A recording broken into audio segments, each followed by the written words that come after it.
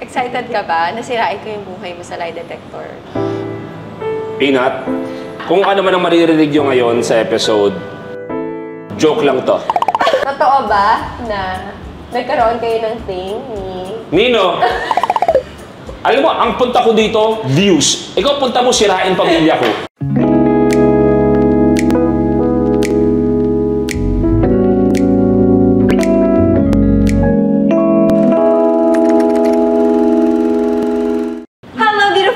Welcome back to my channel. It is another day of a lie detector challenge, and in today's episode we will be joined by one of the finest comedians and hosts in the country. Isa siya sa mga naging kaibigan ko na nag-uumpisa ako sa showbiz. Actually, pinasabi niya sa akin yung binayaran niya talaga ako. And he is also a self-proclaimed crush ng bayan. Let's all welcome my friend, Luis Manzano. Hi, Bea. Hey, ako. Hello po, Sir Luis. Sobrang excited ako ngayon. Excited ka ba? Nasirain ko yung buhay mo sa lie detector. Peanut, kung ano man ang maririnig nyo ngayon sa episode, joke lang to. Bago mo ako tanungin sa mga lie detector, isa muna ang tanong ko sa'yo. Ano? Pag ako nagsushoot ng vlog, tatlo lang kasama ko. Ikaw parang isang buong network kasama mo. Ano yan, pag magsushoot kayo, kailangan nyo ng prangkisa? Ngayon lang to, kasi nga ikaw ang guest namin, napaka-special mo. Sabi ko ay kailangan talagang... Ang dami. Let's bring out the big guns. Yung big guns na yun, naubos yung pagkain namin. Kaya ngayon si Tita Maria at Tito Dick, wala nang makakain. Kwentuhan na lang kami. Pero Luis, wag mo akong daan-daanin sa mga pagpapatawa mo. Seryoso tayo ngayon. Meron ka bang tanong na kinatatakutan mong maitanong ko? Luis Manzano to, it's. Kahit anong katanungan, kahit anong topic, ganito lang yan. Hindi ko sasagutin. Si Kuya Bunso, gusto ko magpasalamat sa I-Spy Detectives and Investigators for conducting this test today. So, you've never done this? You've never done a polygraph test? No, yung gano'n lang, di ba? Yung pakit sa mga Lazada, okay, pero ngayon, magkakaalaman na. Hawak ko pamilya mo.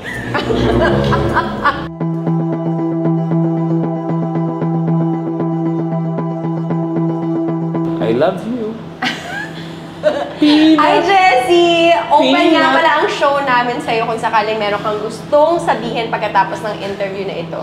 Alam mo, ang punta ko dito, views. Ikaw punta mo sirain pamilya ko. Huwag mo na akong inaano-ano. Ito na, mag-umpisa na tayo. Masaya na ako sa lagay na to, ha? Nakastrap mo ko. So, alam mo na yung nakastrap sa'yo, diba? Meron kang butt pad para sa puwet mo. Alam naman dito ilagay yung butt pad mo haba akong puwet. Hindi kami sure. May puwet ka. Okay, for the first question. Bubusin na lang ako ng konti. Ay, hindi na kami nag-umpisa. Kanina pa ikaw bumubusin. Hindi, syempre para hindi ako lugi. Kayo pinakamatagal kong in-interview bago. Kuya Bunso, ang normal heart rate ko nasa 180, ha? May pero in fairness, kalmado ka, ha? Ba't pa ako pumayag sa ganitong kulab? First question, warm-up questions pa lang to. Totoo ba na nagkaroon kayo ng thing ni... Nino! Alam mo, hindi pa nagsasalita yung anak ko, hindi ko na maaabutan. Okay. Totoo na, ito yung warm-up question. It's your full name, Luis Felipe Santos Manzano. Baka magsinungaling pa ako doon.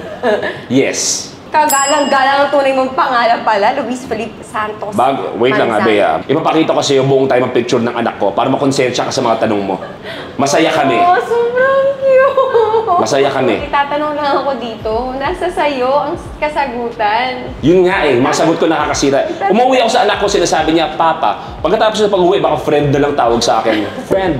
Are you 42 years old? Yes. Sure ka ba na gagawin mo talaga tong test na to? Mataas ang kuryente eh. Kailangan maabot akong 30K. Ako nagpapailaw ng clubhouse ng village. Ang mahal talaga ng kuryente. Ang dami nilang event. Ako nagpailaw. Ever since you were young, kilala ka ng maraming tao bilang lucky. Do you consider yourself as lucky? Yes. Naniniwala ako sa luck meets hard work. Maraming opportunity ang ibibigay sa iyo ng pwedeng Diyos. Some people don't believe in God. Yeah, diba? but do you believe in God? Yes, yes. And I'd like to think He believes in me. May sense ako, di ba? Cute na, smart pa. Hindi, yung parang I believe na He will give us opportunities, pero nasa atin. Yung totoo yun, pag may tiyagaming nilaga, you have to work for it. Yeah. Kaya ako naging lucky. Trivia, kaya lucky ang pangalan ko. Is my birthday is April 21. So that's 4, 2, and 1. So 7 when they add it up. Ang birth weight ko was 7.7. So, 777. Kaya naging lucky. The other story kung bakit lucky, okay. 1980, baon sa utang ang mommy ko. Super, naloko siya. She was really in debt. Like nung time na yun, millions. This was 1980. Pero nung nabuntis siya sa akin, doon siya nanalo ng napakaraming awards. Ang pangalan ko talaga dati, totoo to, hindi punchline, ay Nikolai. Ang ganda rin ng Nikolai. So, bawin ko ngayon, palitan ko ngayon. No, ang ganda. In fairness, swerte ka pala. Sana swertehin din ang vlog namin dahil nagpunta ka dito. Ngayon, I promise you sa mga hirit ko, meron ka ng 2 views. Pero, sa tingin mo ba, meron ka pang dapat i-improve sa hosting? Yes, super. I will be the first one to, I think, diyan ka pala, sorry. Kinabahan ako sa'yo, Kuya Bonso, huwag kang basta-basta gagalaw. Yes, napaka-bilis ko magsalita minsan. And I think there's always room to improve. That's the reason why hindi ako nag-host ng beauty pageants. I've been asked countless times. You look like the perfect person to host. Pero mangungulit lang kasi ako eh. Baka mamaya kasi kukulitin ko yung candidate and people would take it the wrong way. Sobrang dami ko pa dapat i-improve and there will not be a day na hindi ko naiisip na or iisipin ko na okay na ako, the best na ako. Pero meron bang host, ikaw na nakasama, nahirapan ka talaga na ka-punchlinean? Yes. Yes. Female. Sino to? I'll respect her privacy, so apelido na lang. Pero meron, which is normal. Hindi, minsan sa aming mga artista, Yes. parang medyo hindi tayo sync dun sa... Yes, may isa na kahit anong subok ko, hindi lang kami magkaswak ng humor. I'm sure din naman, she maybe feels the same way. What do you do kapag ganon? Wala, you have to find a way to make it work.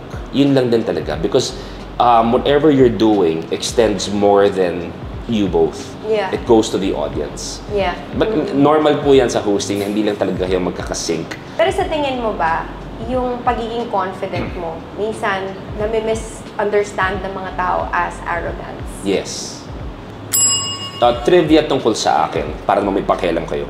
Hindi ko tinitingnan ang sarili ko sa mga previews.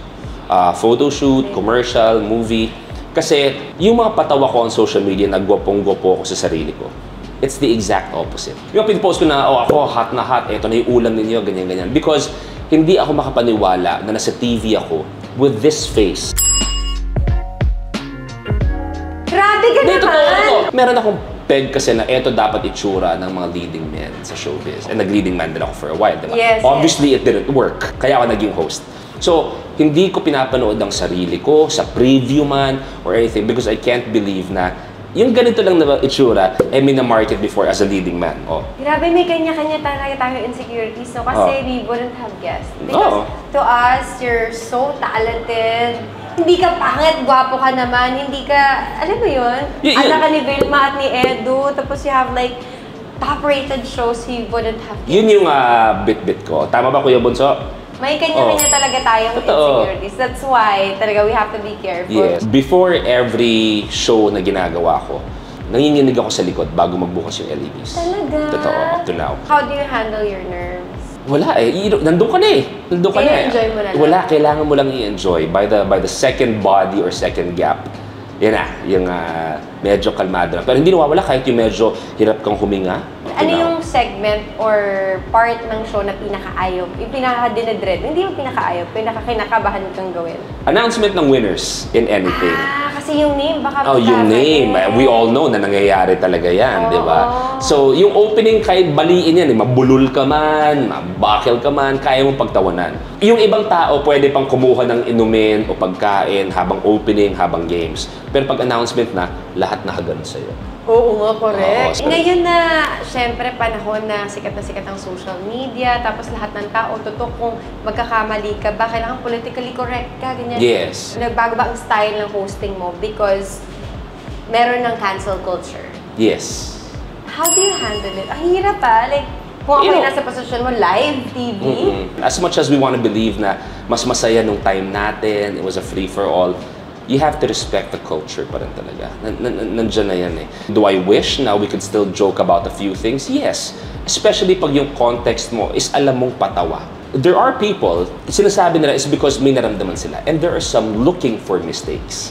There are some na they feel na they were really affected, while some are simply looking for someone to cancel. Oo, mismo, Yun. mismo. So you don't like cancel culture? Wala. I've made mistakes and I will make mistakes.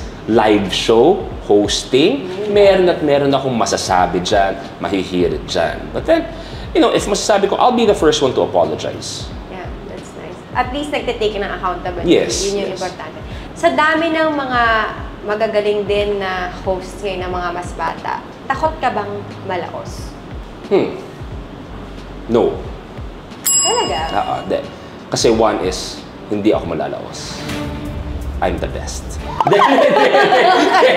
Lama lang, kasi naniniwala ako na paikot lang ang industriya and you would know this. Yes. Darating ang time na sobrang dami mong endorsements, sobrang dami mong commercials, lahat-lahat. May time na mapapansin mo, parang wala akong endorsement.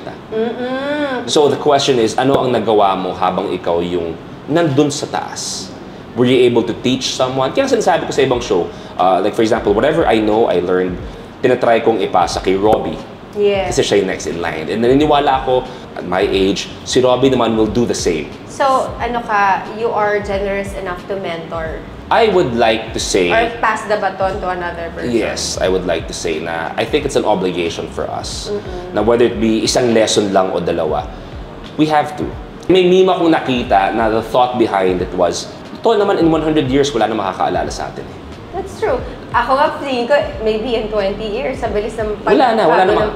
As in, huyo talaga. Pag kinausap, Luis Manzano, wala, di ko na naabutan yun, ganyan. Yeah. But if you're able to teach someone, impart a few things, that makes you, to some degree, live forever. Ano kayo ngayon? Ano? Naiiyak ka, Kuya Bunso. Kita mo may luha. May luha siya. Pero dahil nakikita na natin yung serious side ni Luis, which I also like kasi it's so refreshing. Ganun po talaga siya sa totoong buhay. Akala niyo puro patawalan siya. Seryoso ako. Ang hindi po, siguro yung iba, hindi na naaalala na nag-artista din talaga tong si Luis. Ang mga susunod kong tanong sa'yo ay yung pagiging aktor mo naman. Dahil anak ka ng dalawang pinakamagagaling na artista sa mata ng show business. Na-workshop ka rin ba nila bago ka nag-artista? In terms of acting, ang sinabi ng mami ko dati is, kasi mag-first movie ako, yung All About Love. Sabi niya, anak, tandaan mo sa movie magbabayad sila. So give them their money's worth. Tapos pangalawa, sabi niya, anak, big screen yan. Kailangan talaga, yung minimal lang yung acting mo kasi malaki na nga yung screen as it is. Tapos after a few scenes, si mommy, inupo niya ako, Kampanerang Cuba days, ng time na yun. Sabi niya, anak, upo ka dito. Sabi ko, yes. Proud ang mami ko. Diba, ganyan. Anak ka dito. Oh, why, ma'am? Napanood ko yung episode niyo kahapon. Oh, thank you, mami. Ang pangit mong umiyak. Oh my God, nanggaling sa isang ate. Tanong mo kay Kuya Bunso kung totoo. Mamamatay ako. Sabihin ako, ang pangit mong umiyak. Ano sinabi mo? Ano sinabi niya? Sabi ko sa kanya, kung pangit ako umiyak, nasa labas na yung gamit mo. Hindi ko kaya yung ginagawa ninyo na pag kunwari drama, isa-isa lang yung bumabagsak. Yung na-maintain nyo yung kagwapuhan, kagandahan. Ako pag umiiyak, tupi yung mukha ko. Tapos yung parang... Di ba pag kayo nagbatuhan ng kahit sino partner mo, yung talagang magkatingin na kayo gano'n. Tapos isa-isang nahuhulog lang, di ba? Tapos may linya pa. Tapos minsan nahuhulog. Minsan nagawa niyo pa dati, pinakit niyo yung luha niyo gano'n. Ang huling tip na binigay niya is hindi man lang sa acting, sa ASAP. Si mommy, mothers are supposed to be the best liars. Ang mommy kadalasan, kahit mukhang tuhod yung anak, sasabihin, ang gwapo, ang ganda ng anak ko, kahit na tumutupi na mukhang tuhod. Pero di ba yung sa akin si mommy, kaya nag-aasap tayo. Kakaspi lang, please welcome, ganito. Ayan, mag-detect siya. Anak, ang pangit ng leeg mo, tumataba ka. Magkuwelyo ka. Pero hindi kasi sila lang ang magsasabi sa atin ng totoo. Nanay ko din, ganun, greatest critic ko yun. Kaya pag may mga premiere nights ako at wala siya, hindi ako confident. Kasi after ng every pelikula ko, pag nag-premiere night at nandun si mama, ang haba na bera itetext niya sa akin kung ano yung review niya sa pelikula.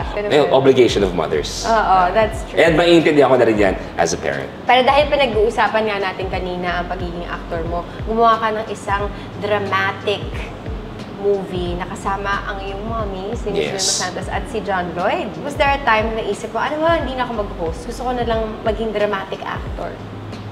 Hindi rin talaga. Doon sa In My Life, nanalo ako ng 9... Yeah, I heard. You were nominated for so many. Yes, and nanalo ako ng... In My Life, isang award. Dami. Tawa kayo. may interest naman talaga sa acting after seeing, what it's done for my mom, for my dad. Pero yung sabihin mo talaga na dito ko ilalaan, mas nag-i-enjoy ako sa hosting. Mas madali ang oras ng trabaho at makulit naman din talaga ako. So mangungulit lang ako ng tao. So mas na-enjoy ko. Pero that was a very challenging movie, yung In My Life. Kasama ko mommy ko, John Lloyd Cruz. I swear, ang sakit ng likod ko kada shooting. Dahil? Cargo ko silang dalawa. Pero grabe, kinarir mo nga daw, sabi ni John Lloyd sa akin, kinukuha niya Nag-kiss sa kami. akin. Nag-kiss kayo? Brooklyn Bridge. Ang sarap mag-rehearse. Which leads me to my next question. Yes. Hindi na kaila sa mga tao na love team ko si John Lloyd for Yes. 22, 23 years already. At naging leading man ka din niya. Sa Yes. tingin mo ba, sino mas may chemistry sa ating dalawa? Kami. Bata pa lang tayo, iba na yung nagagawa ninyo na Lloydie because of your God-given talent as individuals and chemistry. Wala pa ako nakikita na kagaya niyo. Oh, wow. Di ba? Maraming mga may pakilig, pero yung sa inyo, it's something special na once in a lifetime. And I mean that. Thank you. Basa niyo ang isa't isa. Ako, naniniwala nga ako na minsan hindi na kayo nagsiscript eh. Yung binabasa niyo sa character niyo na lang, naglilintahan kayo, and you know each other so well as co-actors. Once in a lifetime. Ganun talaga, ang galing niya lang mag-host. Ngayon parang nag-flow lang sa bibig niya yung mga yung lahat ng compliments. Okay. Pero naging pinag-usapan natin si John Lloyd na kasama mo rin siya sa Canto Boys. Yes. Diba? Kasama dun si Kong, sino ba? Billy. Billy, yan. Magaling kayo mag-perform, pero sa tingin mo ba, dapat hindi ka sa Canto Boys napunta, kundi sa The Hunks? Actually, pwede ako, pero pwedeng The Hunks and The Chunk. Isang bloke lang ako eh. Pero kung sakasakali man, ang ikinatampo ko sa ASAP, kaya wala na ako sa ASAP. Dahil? Kinukuha nila ako sa The Champions. Jed, Eric, Tito Gary, Tito Martin. Mga singer ka rin nga pala. Doon nila ako kinukuha. Pero tinanggihan mo. Tinanggihan ko. Bakit ako magbibigay ng spotlight sa iba? B, isipin mo. Umuwi ka na, masasaktan ka lang. Isipin mo to. Isipin nyo na rin. Hindi ko camera to, pero isipin nyo na rin. Kung ginalingan ko ang pagkanta, saan pupulutin ngayon si Tito Gary? So, Saan? Gumawa ka lang ng favor for ano? Pag dumadaan ako sa hallway ng ABS, lahat silang chest to wall. Shoot nandiyan sa Luis ganun. Ganyan. Oo, yung Canto Boys, kami lang yung inaantay na magkamali. Grabe, alam na alam kami sa inyo dati. Kasi nga, puro mali.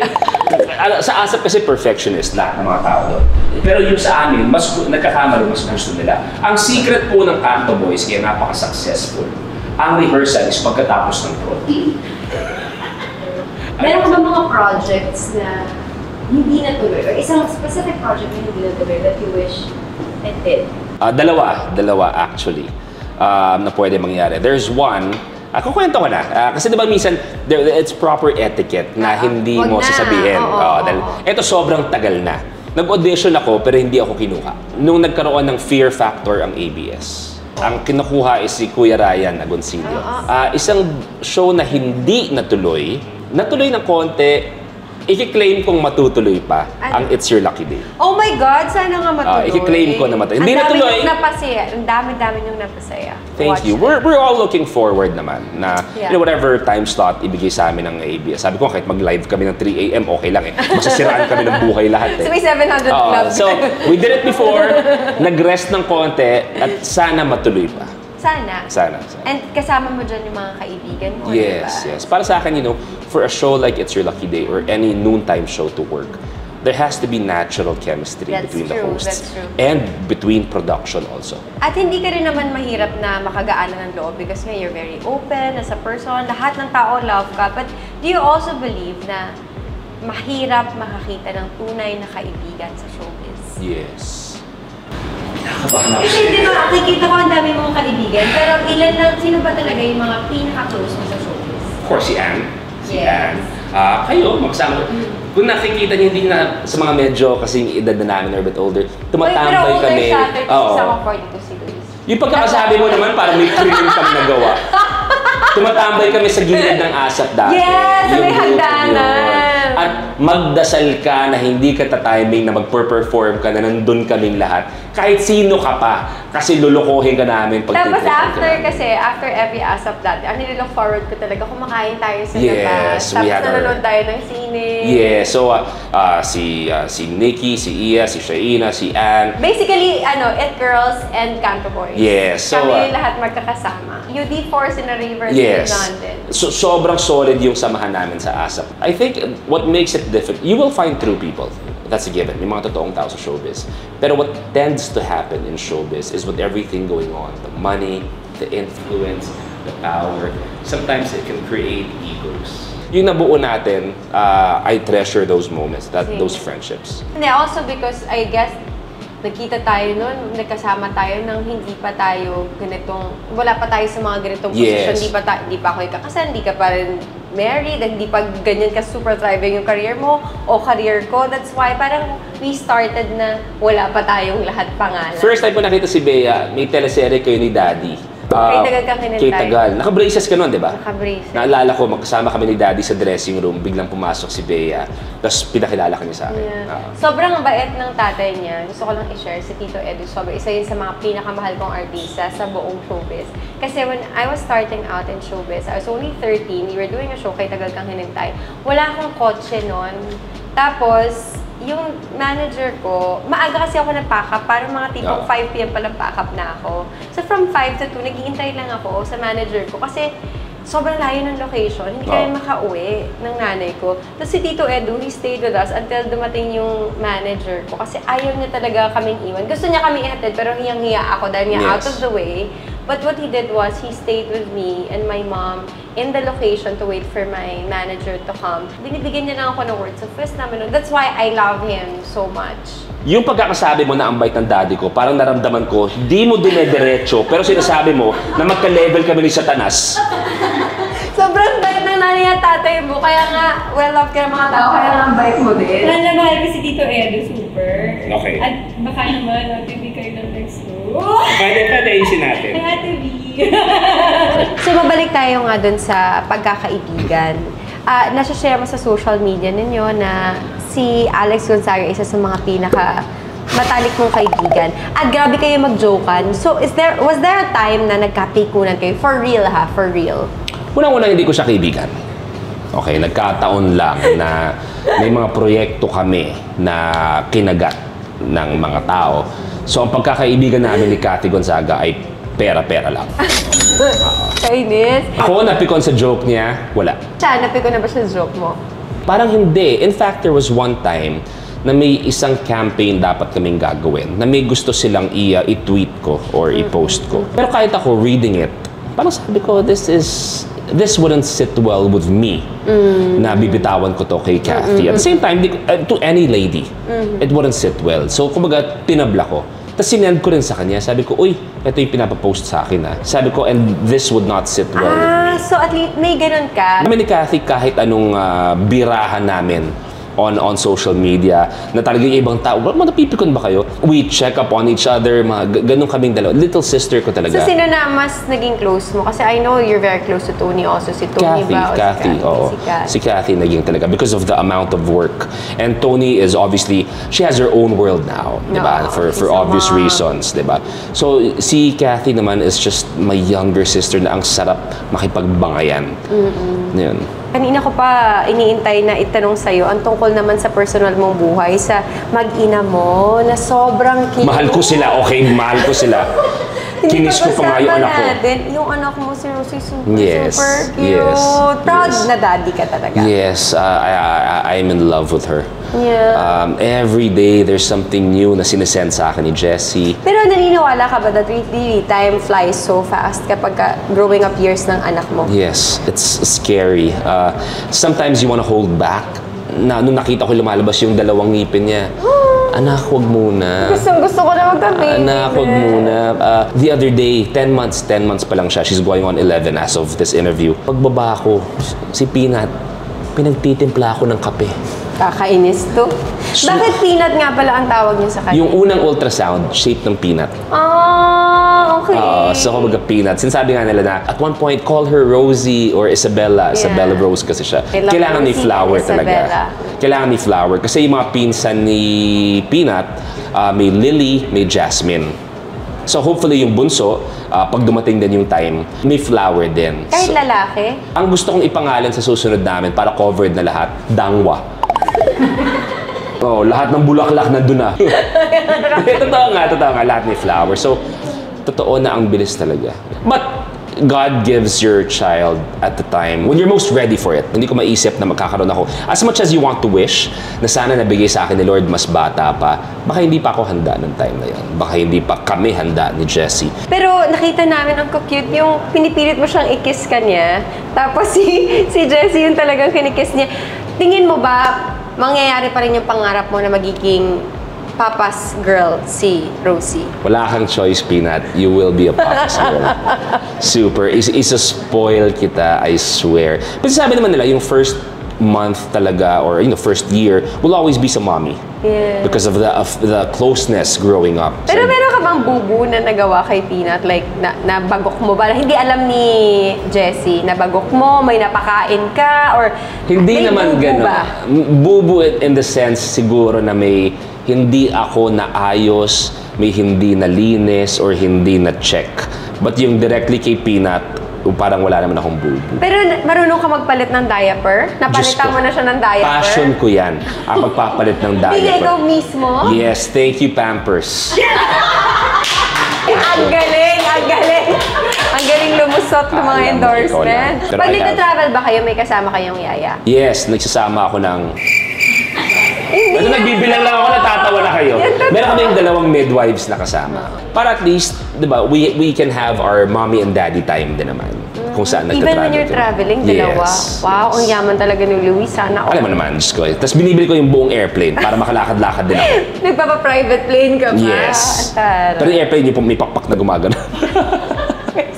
Pero dahil babae ang una mong anak, ito ang tanong ng bayan. In the future ba, would you like Rosie to date someone with the same personality as you? Pag ang naligaw sa kanya, Luis ang pangalan, di ko pa papasukin ng bahay yun. Ang tatanggapin ko lang na mangliligaw, si ang apelido, Gokong Wei, Razon, Grabe ka naman! the rest, Ayaw mag-antay kayo. Kilalanin yung kamao ng mga Manzano, walang mangliligaw sa anak ko. And I would like to think na I'm an okay child. Diba? I mean, how I treat others. Mahirap na, tooting my own horn. Mahirap na. Pero kumbaga, I'd like to think I have some good in me. Na if ever man may mangligaw kay Peanut with my characteristics, kumbaga, he would be a good partner for my child. Si Jessie, mapunta naman tayo sa usapan with Jessie. You and Jessie have quite a bit of an age gap. Yung pagkakasabi mo ng age gap, parang mamamatay na ako bukas. Siguro kahit pa paano, the differences it creates connects you even more. Pero do you believe na you should really marry your best friend? Yes, I think that's the best foundation talaga. Kasi kahit paano, if magsimula kayo with that foundation, you know a lot of things about each other. Ang typical na nangyayari pag nagpapakasal agad o hindi kaya pag dumaan kayo sa ligaw agad, which is always tends to be best foot forward. So ang palagi mo naririnig doon sa mga naghihiwalay is hindi naman siya ganun nung simula. Di ba? Di naman siya ganun. Best foot forward. Oo, di naman siya ganun nung nililigaw siya. Ay, hindi ko nalaman sa kanya yung ganito. So best friend kahit paano, you get to see those characteristics right away.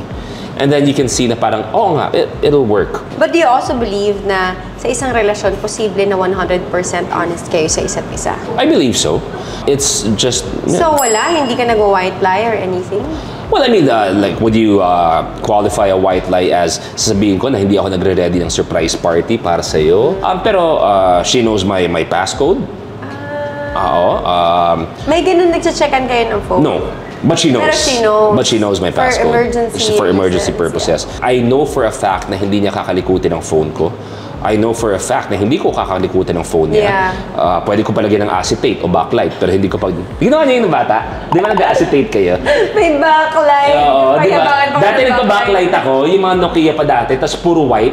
Hindi ko alam, inuun ko sa sinihan, buti ka na ako mabulag. Alam mo, nakakahiya nga, para few months ago lang or last month, sinabi ko, kasi magpapalit ako ng casing ng phone. Sabi ko, uy, palitan na natin ng housing to. Alam mo, pinagtawanan na ako lahat. Housing pa? Housing yung sinabi. Yun, yung edad natin. Dati kumbaga talaga ako sa movie ako. So, it depends naman the intention of the lie. I mean, there are lies naman na the intention, wala, It's doesn't really matter. Pero kumbaga yung small white lies, you know, it happens. But for what? Pero handa ka bang talikuran ng career mo para sa pamilya mo? Hindi ko matatalikuran kasi yun ang nagbibigay ng buhay din sa pamilya ko. So, pero kung sabihin mo na there's life outside of showbiz and I would still be able to provide a certain life sa family ko, kung sa showbiz lang, kaya kong talikuran. Pero, dahil nga showbiz ang nagbibigay ng komportableng buhay sa pamilya ko, hindi ko muna tatalikuran kung kailangan. Grabe, alam mo, ang galing mo magsumagot talaga. Tingin ko pwede kang mag-run for public office. Would you run for public office? Yes. Talaga? Magpa-politics ka? I would when the time is right. So, abangan namin yan. Narinig niyo, pinost ko sa social media ang mga plataforma ko. Bea, sige, pwede pakisabi, a few things na gusto mong ma-improve. masakit pa lang ulo mo, naka-wheelchair ka na. Nabanggit ko to sa isang post ko. Kasama ko mami ko harap-harapan. Ngipin mo sumakit, cremate na agad sa akin yan. Cremate agad? Wala ka pang sakit, naka-maintenance ka na. So, medical yung ano yun? Healthcare. Healthcare. Kulimlim lang, may ayuda ka na.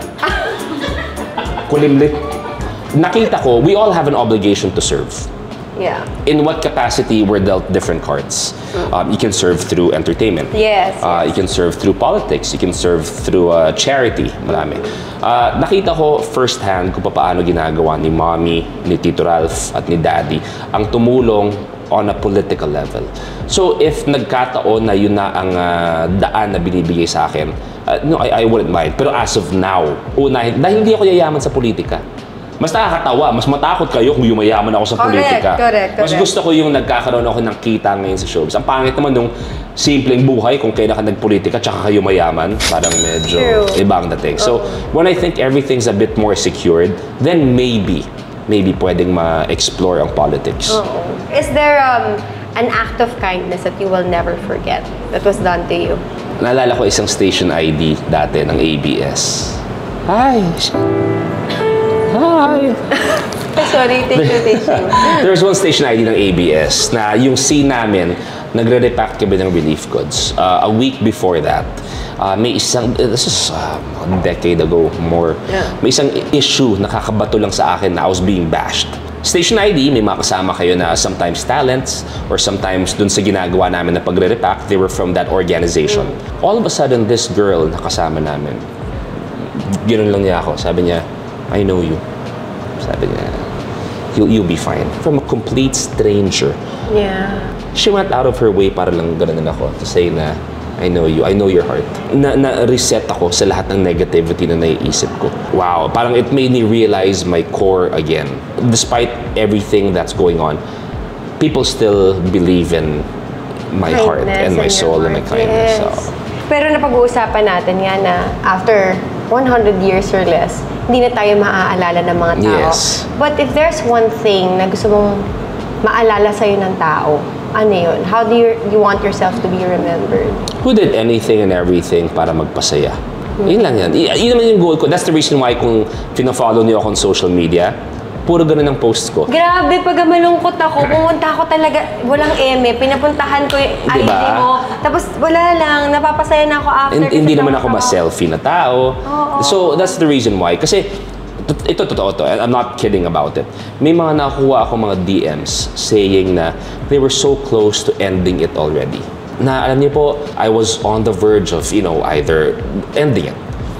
Pero nung nabanlawan po yung emotions ko when I saw a few of your funny videos. Thank you very much. You saved me. Meron naman yung, ay, ang tagal ko na po dito ang OFW. I'm so homesick. Namiss ko yung mga anak ko. Pero yung luha ko kanina, napalitan ng luha ng tawa dahil sa videos mo. That's true. Those things. May iba yung may sakit na, like they know it's terminal na. So yun na lang ang ginagawa nila, nanonood ng funny videos. So yun ang gusto ko, magpasaya. Thank you for doing that for all of us. Lalong-lalo na nung pandemic na kailangan talaga namin yun. We need someone like you to, you know, uplift our spirits. And through it, nakakapag-serve ka na sa publiko. Hindi mo na kailangan pumunta ng politika. And for my last question. Ako may last question, okay lang, bago matanongin. Sige. May plano ba magsalita to? Wala talaga. Magaling akong host kung napagsalita ako to. Is there any point in this interview na nagsinungaling ka na hindi lumabas sa lie detector test? Malinis ang konsensya ko. There you have it! Grabe, parang niloko mo lang kami, parang wala lang. Parang hindi ka kinabahan whatsoever. Bea, kasi napakabait ko. Ako yung nicest. At naniniwala naman kami doon. Thank you, But thank you for doing this. And thank you for being open and being yourself. Thank you. And I'm very happy for you. Sabi ko nga, I still have your... Meron pa nga ako isang picture ni Bea na kinakunan ko siya nakaganon. Nilabas yung boot. Kita na rin yung utak mo. Ganyan sila.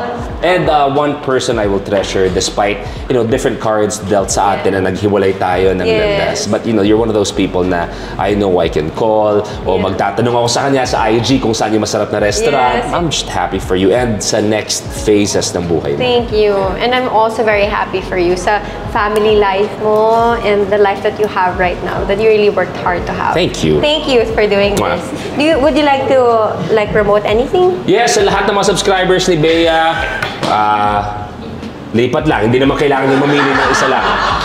Hindi naman kailangan mamili ng isa lang. Pwede kayo mag-subscribe ng madami. Lipat na lang po kayo. Dahil sabi ko nga, yung Clubhouse, ako nagpapailaw yata. So, tulong-tulong para sa edukasyon ni Peanut. There you have it, beautiful people. Don't forget to like and subscribe and don't forget, life is beautiful. Thank you for watching. Thank you.